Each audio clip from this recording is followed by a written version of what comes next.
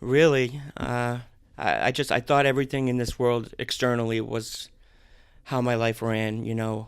What people said to me, how work went, how I performed at work, um, how my boss felt about me. When really, I'm learning here that my experience is just my thought and my thought only. Thought creates every experience that I've ever had in my life.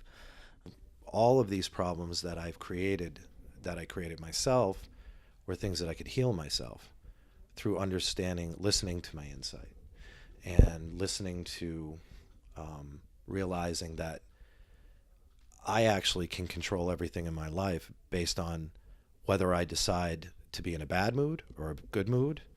I control it. Doesn't matter what's around. Doesn't matter if somebody doesn't like you or somebody says something you don't like. I don't react to anything in a negative way. Not to say that I don't, but I'm able to actually stop and process things because I think about it. And I think one of the biggest things I learned how to do was to listen to people instead of waiting for my moment to talk. So you come in here and that's what you do. People want to take notes. They want to ask a million questions. But I realized in 2 weeks of being here that I just had to be quiet and look at the screen and just kind of wait, and really I was nudged. That was the word that Steve Jordan used. It was a great way to put it, that we can't teach you, but we can nudge you. Simplifying it is so the answers will come to you. Quiet your mind.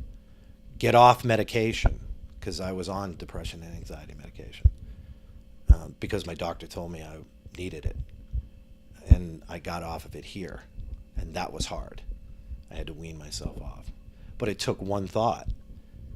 Do you think you're depressed? Are you? Or do you think you are because somebody told you you were, and that's why you drink?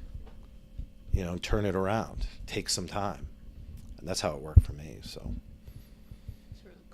But I realize now, a quiet mind is important, and you gotta just,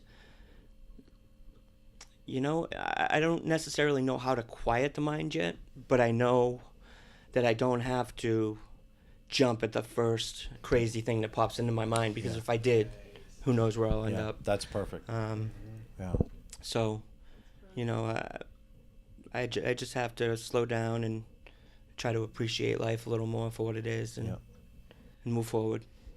Never ever have I experienced that in my 48 years that I'm working for and with people that saw me at my lowest and see me now and will help me to even get better by, what you might want to try next time, or helpful.